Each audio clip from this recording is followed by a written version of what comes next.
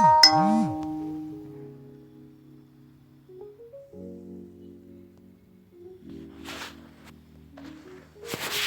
नमस्कार प्यारे विद्यार्थियों। आज हम सामाजिक विज्ञान के अध्याय भूगोल अध्याय के संसाधन के बारे में जानेंगे। मैं लेके आया हूँ आपके लिए आज एक और वीडियो। इसमें हम आज सामाजिक विज्ञान के भूगोल विषय की पहला पार्ट पढ़ेंगे। उसके अध्याय संसाधनों के बारे में जानेंगे। संसाधन किस काम आते हैं, संसाधन क्या होता है, संसाधनों का क्यों महत्व है, इसका उपयोग क्या है, इन सभी बातों को जानने के लिए आज हम इस वीडियो के माध्यम से आप तक शेयर करेंगे। तो आप इस वीडियो के अंत तक बने रहिए। तो शुरू करते हैं हम आज इस वीडियो को। तो प्यारे दोस्तों, यहाँ पे संसाधन एक ऐसा स्रोत है जिसका उपयोग मनुष्य अपनी इच्छाओं की पूर्ति करने के लिए करता है। हमारे पर्यावरण में उपलब्ध हर वह वस्तु संसाधन कहलाती है। जिसका उपयोग मनुष्य अपनी इच्छा की पूर्ति के लिए करता है वो हमारे लिए क्या कहलाती है? संसाधन। जिसका इस्तेमाल हम अपनी आवश्यकताओं की पूर्ति के लिए कर सकते हैं। संसाधन की परिभाषा। हमारे पर्यावरण में उपलब्ध प्रत्येक वस्तु को हमारी आवश्यकताओं को पूरा करने में प्रयुक्त की जा सकती हैं और इसको बनाने के लिए प्रौद्योगिकी उपलब्ध है जो आर्थिक रूप से स्वभाव एवं सांस्कृतिक रूप से मान्य एक साधन है।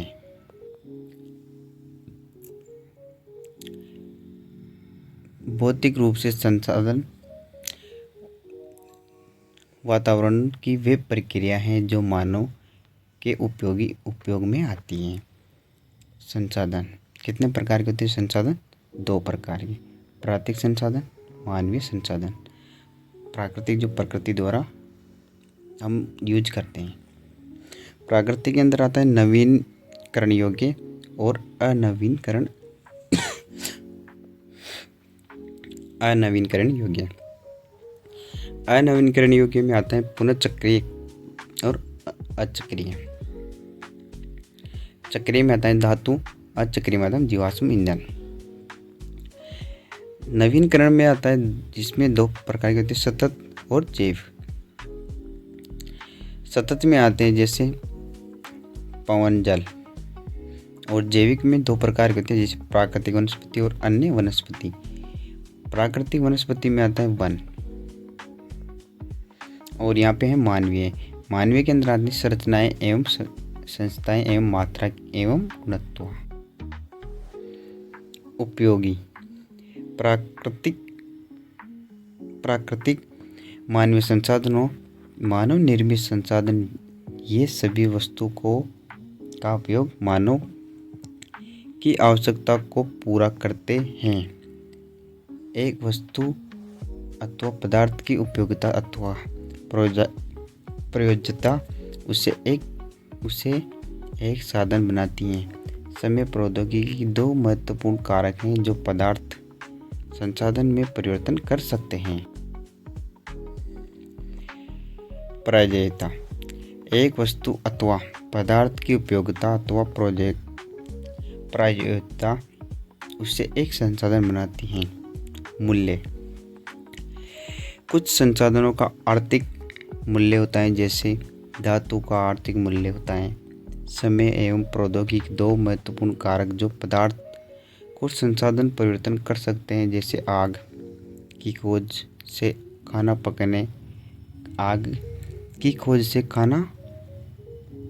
पकाने और पहिए के आविष्कार से बसें अंतरिक्ष परिवहन के नवीनतम विधियों का विकास हुआ और जल विद्युत बनाने के लिए प्रौद्योगिकी में तेजी से बढ़ते जल से ऊर्जा उत्पन्न करने उसे एक महत्वपूर्ण संसाधन बना दिया। पेटेंट इसका तात्पर्य किसी विचार अथवा आविष्कार एक मात्र अधिकार से है। पेटेंट या किसी देश द्वारा किसी आवेदनकर्ता को या उसके द्वारा नामित व्यक्ति को उससे अनुसंधान को सार्वजनिक करने के बदले दिए जाने वाला अन्य अधिकारों के समूह को कहते हैं। ये एक निश्चित अवधि के लिए दिया जाता है। प्रौद्योगिकी व्यवहारिक एवं औद्योगिक कला एवं प्रयुक्त विज्ञापनों से संबंधित अध्ययन या विज्ञापन समूह का कई लोगों तकनीक और अभियांत्रिकी शब्द एक दूसरे के लिए प्रयुक्त करते हैं। जो लोग प्रौद्योगिकी को व्यवसाय के रूप में अपनाते हैं उन्हें अभियंता कहा गया है। आदिकाल में मानव तकनीक का प्रयोग करता आ रहा है। आधुनिक सभ्यता के विकास में तकनीकी का बहुत बड़ा योगदान है। जो समाज एवं राष्ट्र तकनीकी रूप से सक्षम हैं, जो सामरिक रूप से भी सबल होते हैं, देर सवेरे आर्थिक रूप से भी सफल बन रहे हैं। संसाधनों के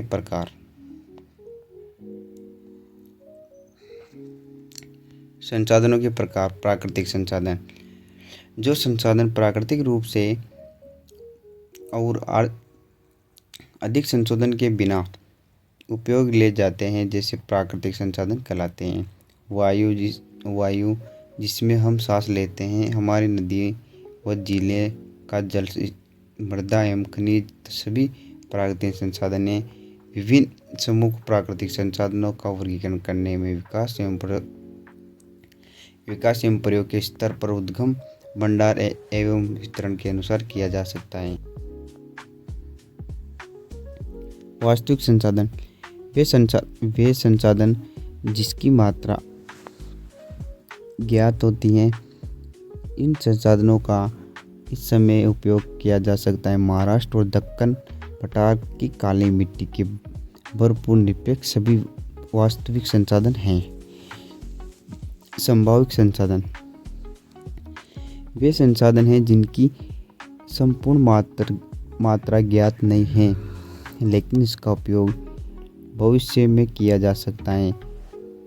उद्योग में पाया गया यूरेनियम भाव संसाधन का एक उदाहरण है, जिसका उपयोग भविष्य में किया जा सकता है। संसाधन के विवरण। सर्वव्यापक संसाधन और स्थानिक।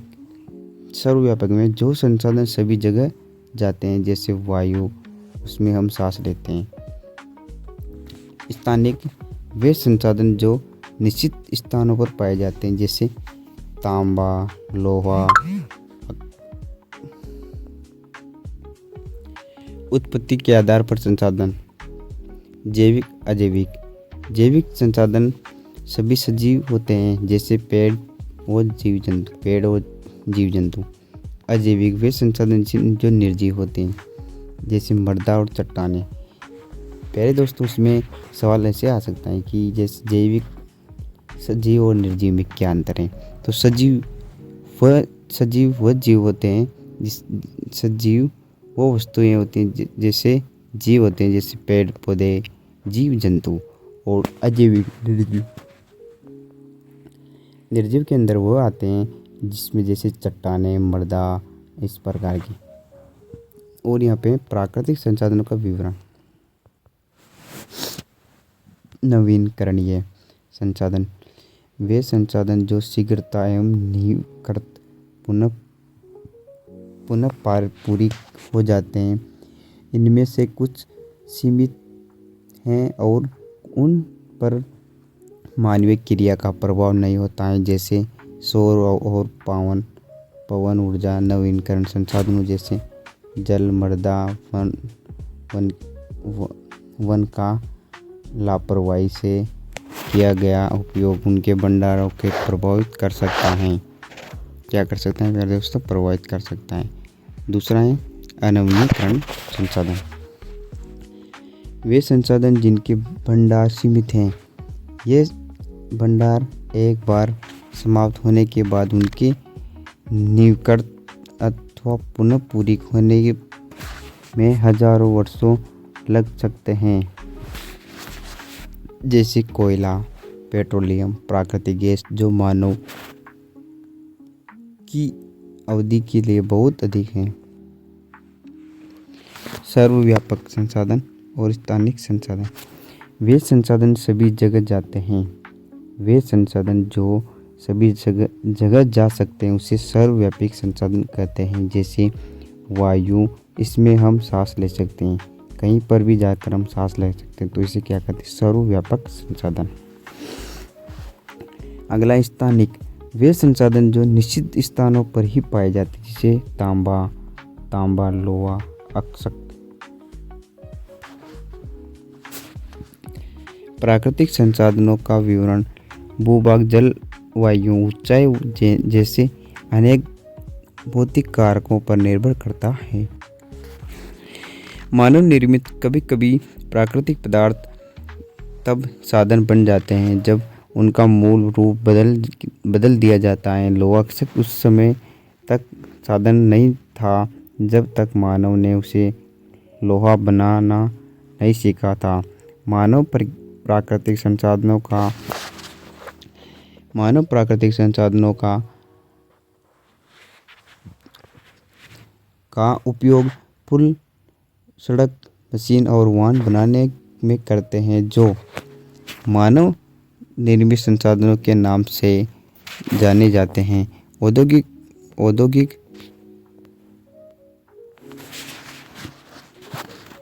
प्रौद्योगिकी भी एक मानव निर्मित संसाधन है। मानव संसाधन लोग और अधिक संसाधन बनाने के लिए प्रकृति का सबसे अच्छा उपयोग तभी कर सकते हैं जब उनके पास ऐसा करने का ज्ञान, कौशल तथा प्रौद्योगिकी उपलब्ध हो। मानव संसाधन किसी भी संगठन की अत्यधिक महत्वपूर्ण संपत्ति होती हैं। किसी भी संगठन की क्षमता एवं प्रभाविता उसके मानव संसाधन के प्रभावी उपयोग पर अधिक निर्भर करता है।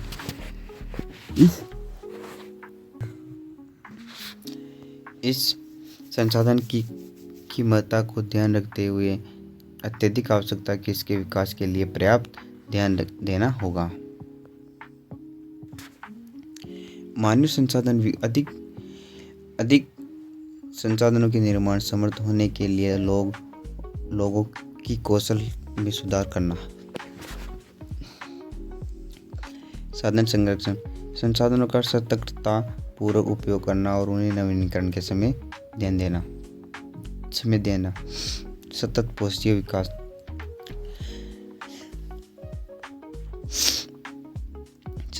विकास। संसाधनों को उपयोग करने की आवश्यकता और भविष्य के लिए उनकी संतुलन बनाए रखने का सतत पोषकीय विकास कहलाता है। संरक्षण में संतुलन बनाए रखना सतत पोषकीय विकास कहलाता है। मानव संसाधन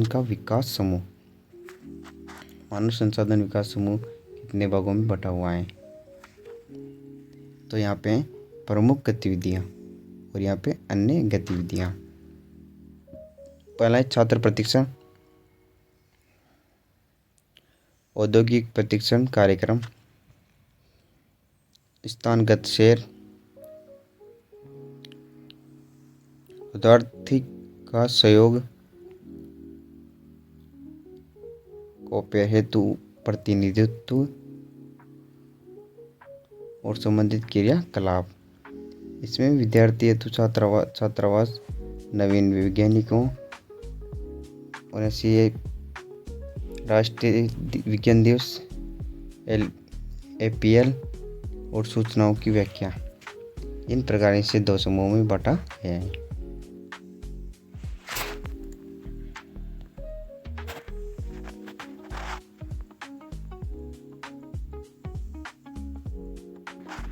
अब आ जाते हैं दोस्तों प्रश्न। तो पहला प्रश्न है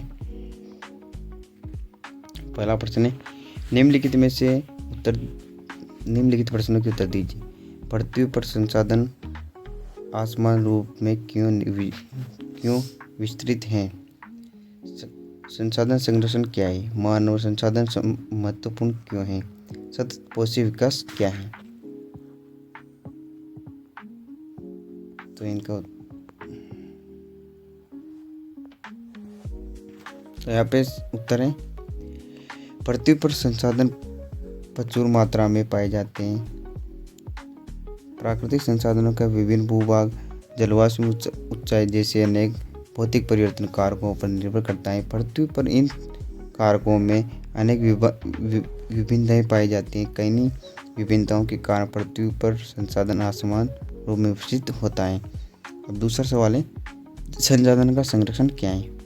उत्तर है, संसाधन का सतर्कतापूर्वक उपयोग करना और उन्हें नवीनीकरण के रूप में ध्यान देना, समय पर देना संसाधन संरक्षण कहलाता है। संसाधनों के संरक्षण के अनेक तरीके हैं। प्रत्येक व्यक्ति उपभोग को कम करने हेतु वस्तुओं को पुनः चक्र और पुनः उपयोग द्वारा योगदान दे सकता है, अर्थात संरक्षण कर सकता है। तीसरा सवाल है, मानव संसाधन महत्वपूर्ण क्यों है? दोस्तों? तो यहाँ पे हैं,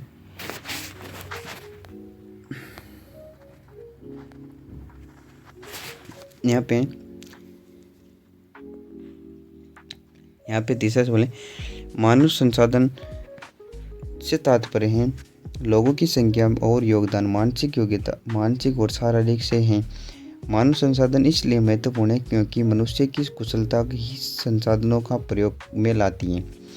लोग और अधिक संसाधन बनाने के लिए प्रकृति का सबसे अच्छा उपयोग तभी कर सकते हैं जब उनके पास ज्ञान, कौशल और प्रौद्योगिकी उपलब्ध हो और उसमें मनुष्य की विशिष्ट प्रकार का साधन है। मनुष्य ही साधनों का प्रयोग करना अच्छे से जानता है। शिक्षा और स्वास्थ्य का अच्छे से उपयोग करके मानव ने संसाधनों को अत्यधिक महत्वपूर्ण बनाया। क्या बनाया दोस्तों? अत्यधिक महत्वपूर्ण बनाया। चौथा सवाल है, सतत पोषी विकास क्या है? तो इसका उत्तर है,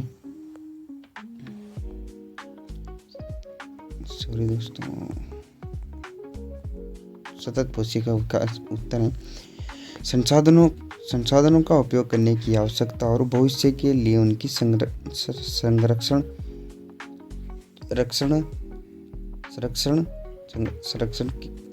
की में संतुलन और बनाए रखना सतत पोषी विकास कहलाता है।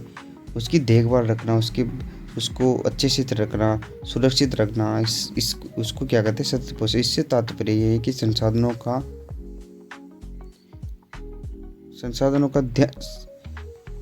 संवैधानिक पूर्वक उपयोग, ताकि केवल वर्तमान पीढ़ी में अपितु नहीं भावी पीढ़ियों की आवश्यकता की पूर्ति भी की जाए। प्यारे दोस्तों, इसका सही से मतलब यह है कि संसाधनों का अच्छे से रखना और उसकी अच्छे से देखभाल करना, ताकि वो वर्तमान पीढ़ी के लिए ही नहीं बल्कि अपितु भावी पीढ़ियों के लिए, वो मतलब पीछे आने वालों के लिए भी अत्यधिक महत्वपूर्ण हो सके। दूसरा सवाल है, उत्तर दीजिए और निशान लगाइए।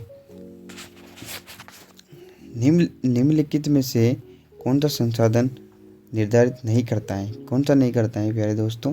कौन सा नहीं करता है? तो ये नहीं करता है कि दोस्त कौन सा मूल्य नहीं करता है।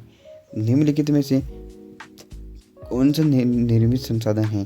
कौन सा है निर्मित संसाधन? कैंसर उपचार, झरने का जल या उष्ण कटिबंध? कौन सा है दोस्तों? तो ये उष्ण कटिबंध हो जाएगा। तीसरा है, अनवीकरण संसाधन होते हैं। क्या होते हैं? अनवीकरण संसाधन होते हैं। कौन से होते हैं दोस्तों? वो होते हैं निर्जीव संसाधन। कौन से होते हैं? निर्जीव संसाधन। दोस्तों, आज हम जाने संसाधनों के बारे में, संसाधन किस प्रकार से काम आते हैं, किस प्रकार से उसका उपयोग किया जाए, कौन से संसाधन निर्जीव होते हैं, कौन से जैविक निर्जीव होते हैं, कौन से निर्जीव और सजीव में अंतर और इसके बारे में। प्यारे दोस्तों, आपको हमारी क्लास अच्छी लगी हो तो हमारे चैनल को सब्सक्राइब और like, bell icon, comment, class को शेयर जरूर करें। धन्यवाद।